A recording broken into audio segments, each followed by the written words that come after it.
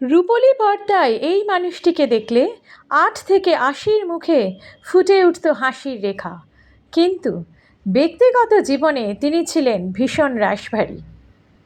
আজকে এই স্বনামধন্য অভিনেতা রবি ঘোষের কথা বলবো। 1931 সালে কোচবিহারে জন্মগ্রহণ করেছিলেন। তার পুরো নাম ছিল রবীন্দ্রনাথ ঘোষ দস্তিদার। সেখান থেকে পরবর্তীকালে তিনি নিজের নামটি ছোট করে রবি ঘোষ নামে পরিচিত হলেন। কোচবিহারে জন্ম হওয়ার পর চলে এসেছিলেন কলকাতায়। সেখানেই অভিনেতার পড়াশোনা হয়েছিল। সাউথ সাবারবান মেন স্কুল থেকে ম্যাট্রিক পাশ করেছিলেন বিজ্ঞান বিভাগে। তারপর ভর্তি হয়েছিলেন আশুতোষ কলেজে। নানা সাক্ষাৎকার থেকে জানা যায় তার প্রথমে বডি বিল্ডিংয়ে ভীষণ আগ্রহ ছিল। তিনি ভেবেছিলেন বডি বিল্ডার হবেন, তবে ভাগ্যের লিখন তাকে অভিনেতা হতে হলো। 1953 সাল থেকে 1959 সাল পর্যন্ত তিনি ব্যাংশাল কোর্টেও কাজ করেছিলেন। আশুতোষ কলেজে ঢুকেই বন্ধু বান্ধবদের নিয়ে শুরু করলেন নাট্যচর্চা। তার বাবা জিতেন্দ্রনাথ ঘোষ দস্তিদার বলেছিলেন, এমন চেহারায় অভিনয়, এর দ্বারা অভিনয় হবে না, শুধু শুধু সময় নষ্ট। এই কথাটি কানে গিয়েছিল রবীন্দ্রনাথ ঘোষ দস্তিদারের। বাবার এমন কথায় ভেঙে তো পড়েননি, বরং জেদ চেপে গেল। শরীরের সঙ্গে মনের জোরও ছিল সাংঘাতিক। নাটকের জগতে পা দিলেন রবীন্দ্রনাথ ঘোষ দস্তিদার। আরেক অভিনেতা বন্ধু সত্য বন্দ্যোপাধ্যায়ের সঙ্গে একদিন গিয়েছিলেন YMCA-তে। সেখানে তখন মহড়া চলছে, মধ্যমণি ছিলেন উৎপল দত্ত। এদিকে রবি ঘোষ পড়লেন খুব বিপদে, কারণ সেখানে অনর্গল ইংরেজিতে কথা বলার ভয়। মধ্যবিত্ত ঘরের বাঙালি ছেলে, বাংলায় তার আশা ভরসা। এইভাবে চোস্ত ইংরেজিতে কথা তো কখনো বলেননি, কিন্তু রক্ষাকর্তা হয়ে এলেন স্বয়ং উৎপল দত্ত, তার সঙ্গে সর্বজয়া করুণা বন্দ্যোপাধ্যায়। রবি ঘোষকে ইংরেজিতে কথা বলতে হয়নি। উৎপল দত্তের নাটক থেকে জীবনের অন্য দিক খুলে গেল। সময়টা 1959 সাল। মিনার্ভা থিয়েটারে অভিনীত হতে চলেছে উৎপল দত্তের রচনা ও পরিচালনায় অঙ্গার নাটক। এই নাটকে উঠে আসে শেলডন কলিয়ারির শ্রমিকদের জীবন ও সংগ্রামের কাহিনী।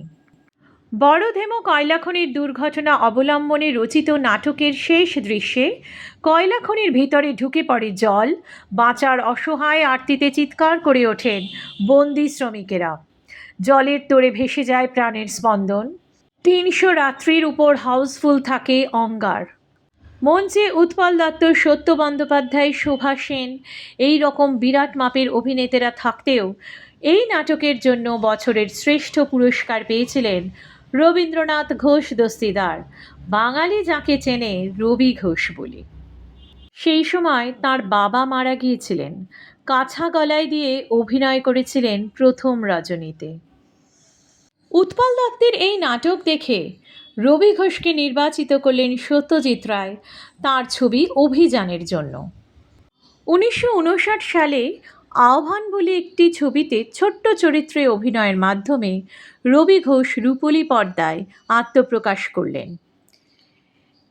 এরপর 1966 সালে তপন সিনহা পরিচালিত গল্প হলেও সত্যি ছবিতে তিনি বিপুল জনপ্রিয়তা অর্জন করেছিলেন।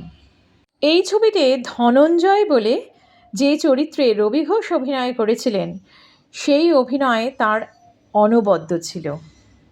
সিনেমা ও বাস্তব জীবনে যেন রবি ঘোষই ছিলেন প্রকৃত অর্থে ধনঞ্জয়।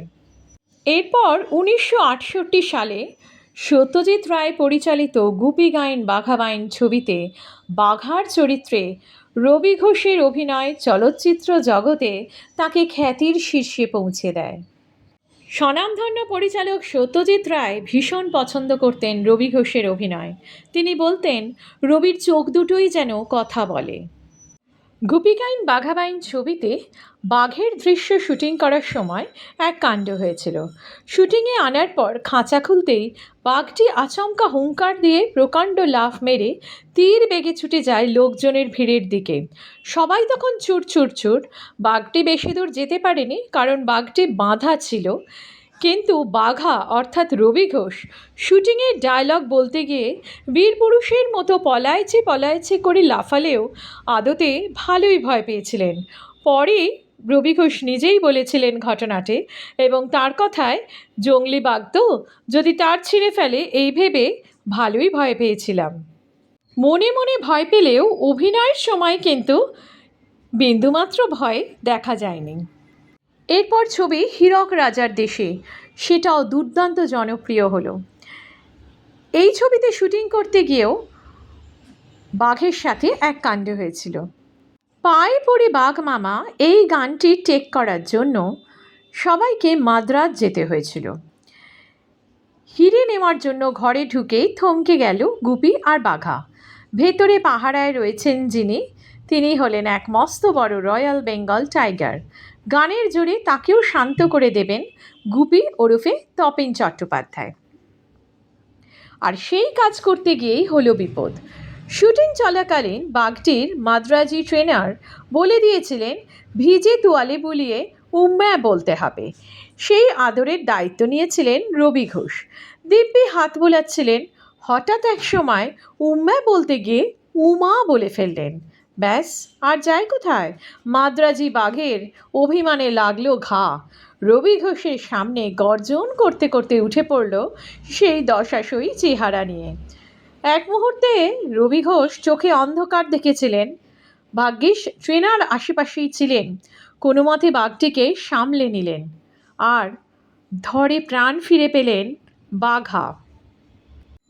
তিনি বিশ্বাস করতেন হিউমারের নানা দিক আছে আর নানাভাবে সেই অভিনয় সামনে আনা যায়।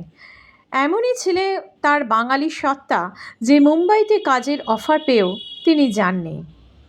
প্রবাদ প্রতিম পরিচালক সত্যজিৎ রায়ের বাঘা চরিত্র এবং একের পর এক আইকনিক চরিত্র তপন সিংহর কালজয়ী ধনঞ্জয়, এই চরিত্রে তিনি যেমন সিরিয়াস কমেডি অভিনয় করেন, ঠিক সেরকমভাবে এক নতুন অভিনয়ে স্কুলিংয়ের সূচনা করলেন তিনি। এত সূক্ষ্ম সেই চরিত্রের চলন যে একটু এদিক ওদিক হলেই ভাঁড়ামির পর্যায়ে চলে যাবে, সেইটা কিন্তু কখনো তিনি হতে দিতেন না। এইখানেই ছিল রবি ঘোষের অসামান্য পরিমিতি বোধ। কমেডি অভিনয়ের জগতে রবি ঘোষ এক আশ্চর্য গভীরতা এবং দার্শনিক দৃষ্টিভঙ্গি নিয়ে এসেছিলেন।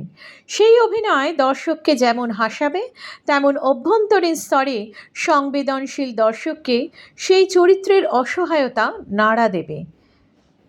ধন্যী মেয়ে ছবিতে পুরুতমশাই তোতলা ভট্টাচার্য চরিত্রে রবি ঘোষের অভিনয় মনে রাখার মতো। সেই ছবিতে টস করার সময় দুই দলের ক্যাপ্টেন হ্যান্ডশেক করতে গেলে রেফারির আশীর্বাদ করা কেউ কোনোদিন কি ভুলতে পারবে?